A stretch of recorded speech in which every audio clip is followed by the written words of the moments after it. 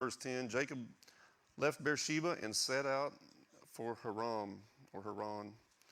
When he reached a certain place, he stopped for the night because the sun had set. Taking one of the stones there, he put it under his head and lay down to sleep. He had a dream in which resting on the earth with its top reaching the heaven, and the angels of God were ascending and descending on it. There above it stood the Lord. I think that's important. And he said, I am the Lord, the God of your father Abraham, and the God of Isaac. I will give you and your descendants the land on which you are lying. Your descendants will be like the dust of the earth, and you will spread out to the west and to the east, to the north and to the south. All the peoples on the earth will be blessed through you and your offspring. I am with you and will watch over you wherever you go. I will bring you back to this land.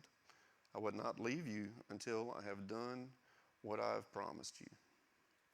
Man, so just right there, there is a whole lot of God's timing happening. So first he says, when we reached a certain place, he stopped for the night.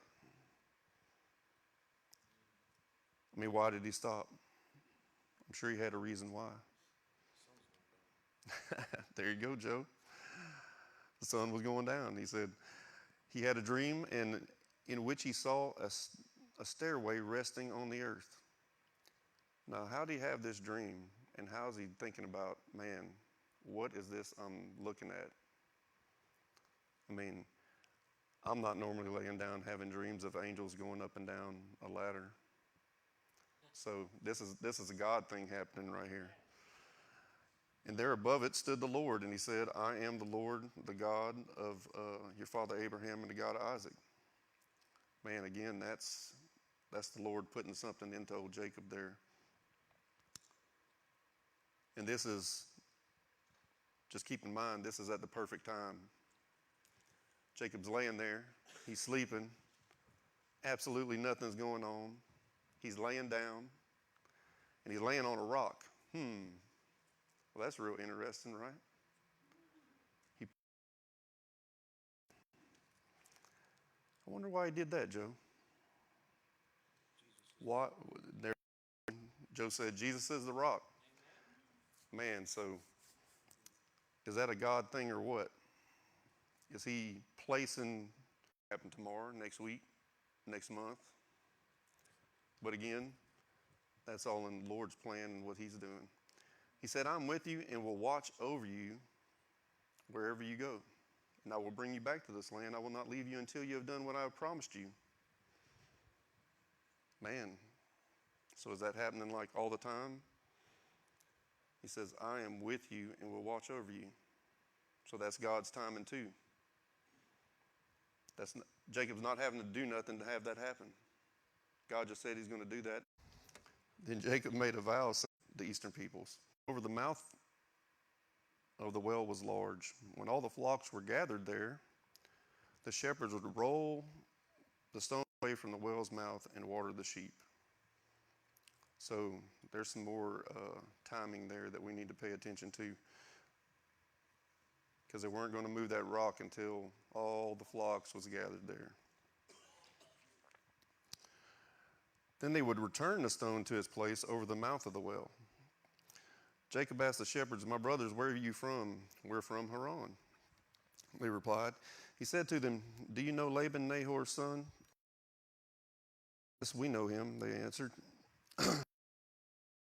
Is he well? Yes, he is, they said. And here comes his daughter Rachel with the sheep. Well, that's interesting too. And I wonder why she's coming there. Let's find out. Look, he said, the sun is still high. It is not time for the flocks to be gathered. Well, let's think about that for a minute. So he's saying there is a proper time and place for this thing to happen.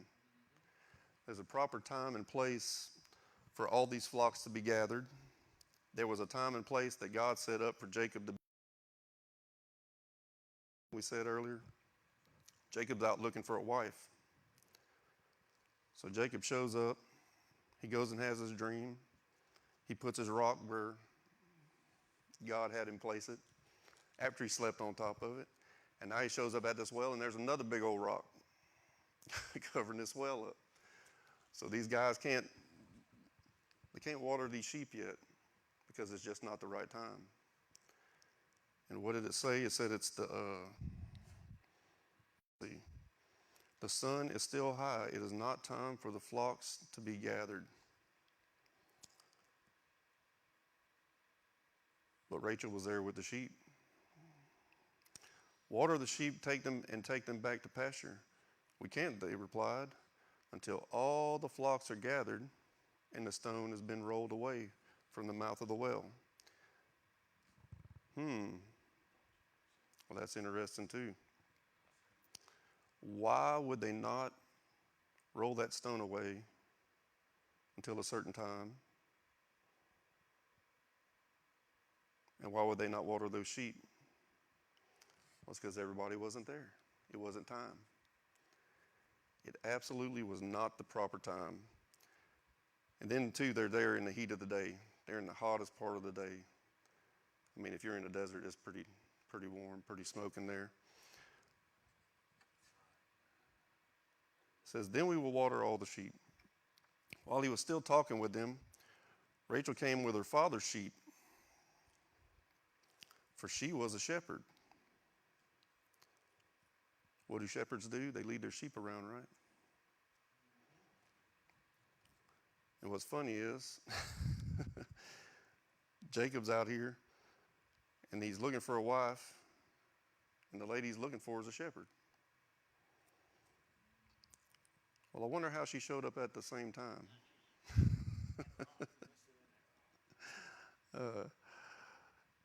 But she came, this is interesting, and I found this was very interesting, but she came with her father's sheep. She came with not her sheep. She was looking after these sheep that belonged to someone else. But it was her father's sheep. What sheep does Christ? He's not looking after his sheep, he's looking after his father's sheep. He's looking after his father's sheep in the father's correct timing and his correct circumstances. Because who's going to lead those sheep to the well? The shepherd who was sent to bring the sheep, right? Rachel's not there by accident. Her father told her, hey, it's time, take these sheep and go water my sheep. That is a big deal. We tend to, a lot of times, get ahead of things. We were talking earlier that life is busy, life is super busy. We're doing all this stuff. We're going all these places. We're doing all these things. We're reading the Word. The flesh is wanting to do this and do that and go here and go there. I'm having to look down because I'm looking over my glass. But it takes away from us focusing on when God's timing is supposed to happen or when Christ wants to do his thing. And we let our flesh get in the way. We want to be like that guy that was standing at the well going, hey, man, y'all go ahead and water these sheep. We're going to roll the stone away and we're going to take them back to the pasture. But them other guys said, look, it is not the right time because all the sheep are not here. The shepherd that's showing up with these other sheep hadn't showed up yet. We have to wait. So let's see what else happens here. Oh, there you go, Mr. Anthony. He said, waiting at the door. There's a lot of doors you can be waiting at. While he was still talking with them, Rachel came with her father's sheep, for she was a shepherd. When Jacob saw Rachel, daughter of his uncle Laban, and Laban's sheep, he went over, here we go, and he rolled the stone away from the mouth of the well and watered his uncle's sheep. Then Jacob kissed Rachel and began to weep aloud. He had told Rachel that he was a relative of her father, a son of Rebekah, so she ran and told her father. As soon as Laban heard the news about Jacob, his sister's son, he hurried to meet him. He embraced him and kissed him and brought him to his home. And there Jacob told all these things. Then Laban said to him, "You're my own." So all that, like, we can't plan any of that stuff. We can't go there. We can't plan that we're going to have a dream from God. We're going to be in a land. God's going to tell us the land's going to be. He's going to tell us that our descendants are going to be from the east to the west, the north and to the south. We didn't have nothing to do with that. We couldn't have nothing to do with that. You can't even make that stuff up. It's not possible. But you can absolutely be in the desert. God lead you somewhere, lead you to a well, lead you to a particular land, and put you where you're supposed to be. If we're paying attention, we're not running around in the flesh trying to do this or that. We're not trying to roll these stones away off these wells. We're not leading our sheep in the wrong direction, things of that nature. Because as we all know, that flesh will get in the way. It'll get you caught up in places and situations that you shouldn't be. So let's say Jacob didn't go here. He didn't take that sleep that he was supposed to take. Let's say he just kept walking all night. Well, he may have been in the wrong place. What was going to happen may not have ever happened. But him being in tune with God, then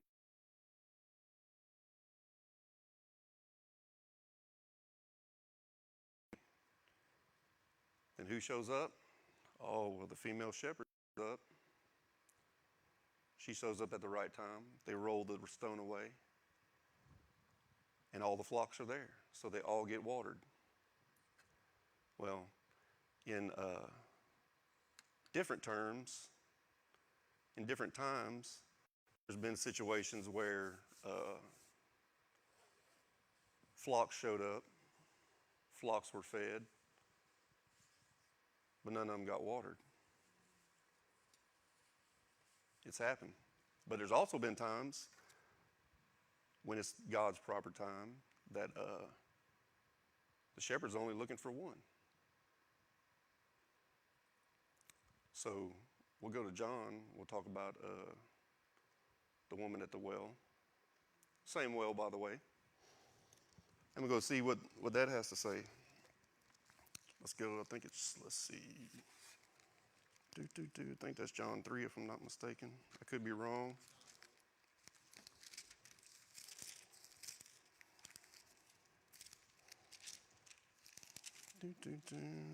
Oh, yeah, here we go. So, this is, again, Jacob's well, and Jesus, the shepherd. There's not a whole bunch of flocks here. But what do shepherds do?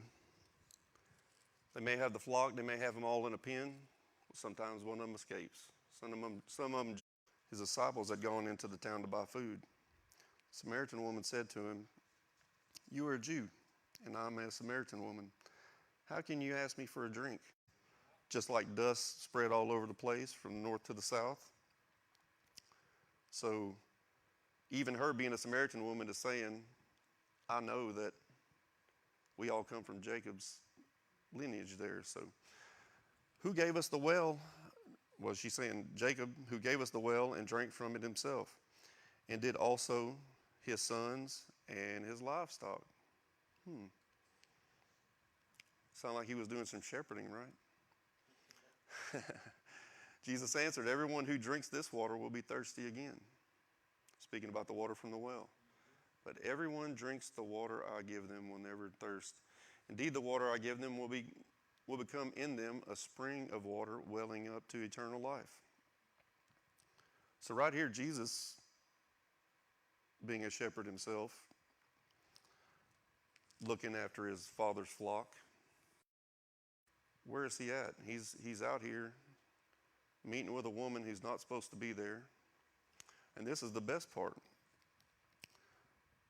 It says, let's go back to verse 4. So, because sometimes well, actually, a lot of time, you'll read some stuff, you're reading the Bible, and then you'll go, man, what does all that mean?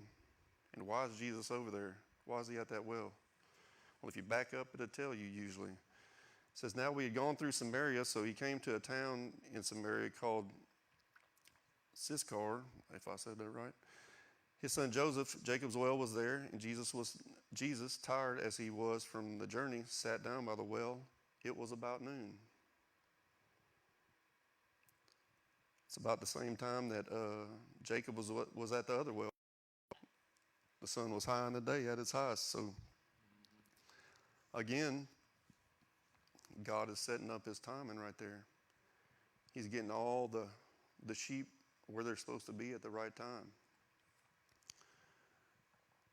But Jesus, when he's talking to her, he said, Jesus, everyone who drinks this water will be thirsty again. But whoever drinks the water I give them will never thirst. Indeed, the water I give them will become in them a spring of living water, welling up to eternal life. So then the sheep that met him at the well, the woman, said to him, Sir, give me this water so that I won't get thirsty and have to keep coming here to draw the water. So she's thinking, man, I'm about to get so much water, I don't even have to come back over here. That's a lot of walking, and it's hot. We in the middle of the day over here, and she's showing up in the middle of the day. I'd probably say the same thing. He told her, go, call your husband and come back. I have no husband, she replied. Jesus said to her, you are right when you say you have no husband. The fact is you have had 5 husbands, and the man you now have is not your husband. What you have just said is quite true. Sir, the woman said, I can see that you are a prophet. Our ancestors worshipped on this mountain, but you Jews claim that the place where we must worship is in Jerusalem. Man, here's a shepherd about to do his thing right here. Woman, Jesus replied, believe me, a time. We've been talking about the timing. So here's Jesus telling her what time it is. Woman, Jesus replied, believe me, a time is coming when you will worship the Father, neither on this mountain nor in Jerusalem. You Samaritans worship what you do not know. We worship what we do know, for salvation is from the Jews. Yet a time, man, that time is important. Jesus keeps talking about it, right? And where does he get his timing from? He's not getting it from himself. He's getting it from his Father. Just like the Father told Rachel to go water those sheep, Father's telling Jesus to do the same thing. He says, yeah, the time is coming and has now come when the true worshipers will worship the Father in spirit and in truth. For they are the kind of worshipers the Father seeks. Who is seeking them? The Father's seeking them, and he's using his shepherd in his timing, in his circumstances that are all set up for his shepherd to go and get this one sheep, this Samaritan woman. So he says, God is spirit, and his worshipers must worship in spirit and in truth. So here's what the sheep says. The woman said, I know that Messiah called Christ is coming. When he comes, he will explain everything to us. And Jesus declared, I, the one, to roll that stone away from in front of her face, just like those shepherds rolled off that other well, so they could water those sheep. So what Christ is doing right here is he's rolling that stone of her normal understanding, her understanding of the physical. She's physically standing at this well. She's physically standing underneath the sun in the middle of the day. She's standing here with this man that she's not supposed to be talking to, really. He's telling that how is he supposed to know those things? How does he know she had 5 husbands? And she's thinking to herself, probably, man, I'm about to hear something and experience something that I had nothing to do with. I just, like I do every day, and something's happening. He said, I am he. Just then his disciples returned and were surprised to find him talking with a woman. But no one asked, what do you want, or why are you talking to her, or talking with her? The woman went back to town and said to the people, come see a man who told me everything I ever did. Could this be the Messiah? They came out of the town and made their way toward him. Well, why would they do that? Just off of what she said.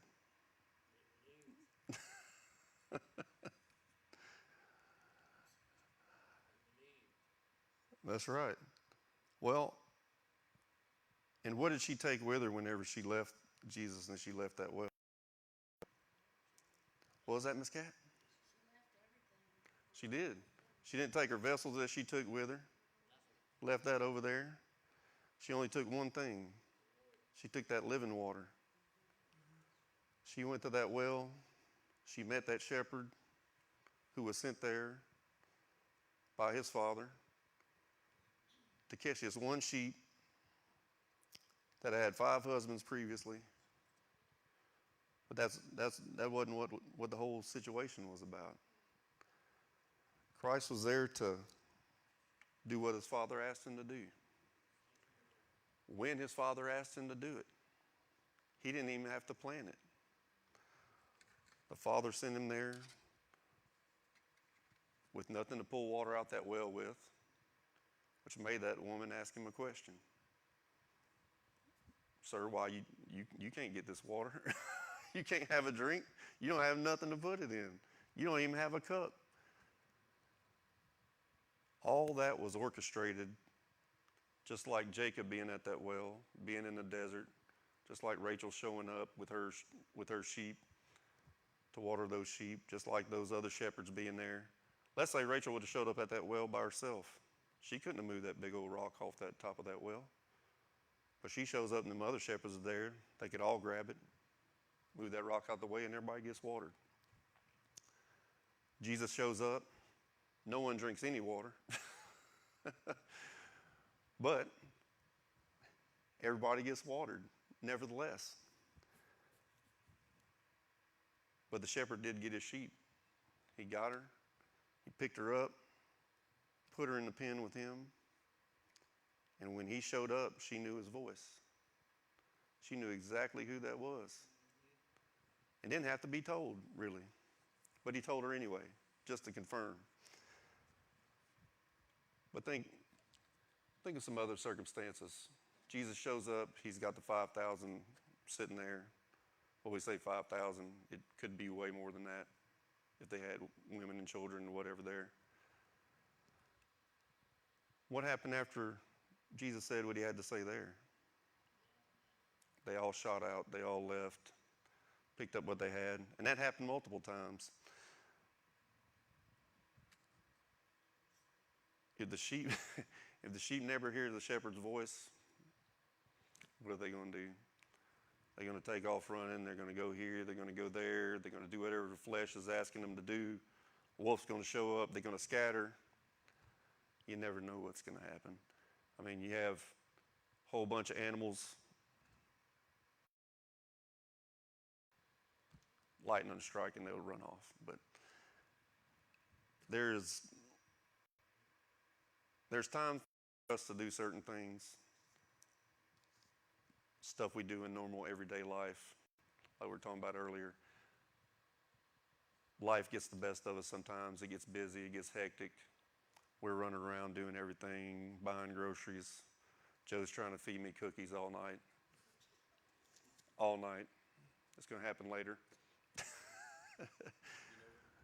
But we get to sometimes where we want to try to do things that aren't in the right timing.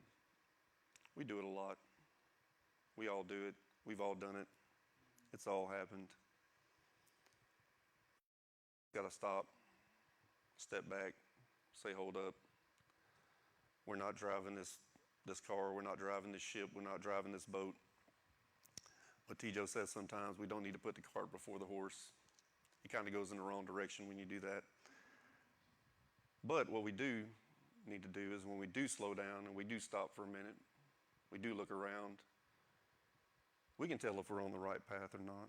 We can tell if we're going in the right direction. I mean, Charlie will tell you, he'll stop and look around and, oh man, the Father's not around. Uh-oh, I'm probably in the wrong spot. I'm probably doing something I'm not supposed to. I'm not hanging out at the well with the man I'm not supposed to be talking to. I'm over here, got my cup, I'm filling it with water out the well instead of the water that I really need. Or I don't have to keep asking for a drink. I don't have to keep looking in that well, wondering if there's any water in it. But yeah, we kind of get in our own way. We do that a lot. It just happens. And it's not because we're trying to do it on purpose most of the time.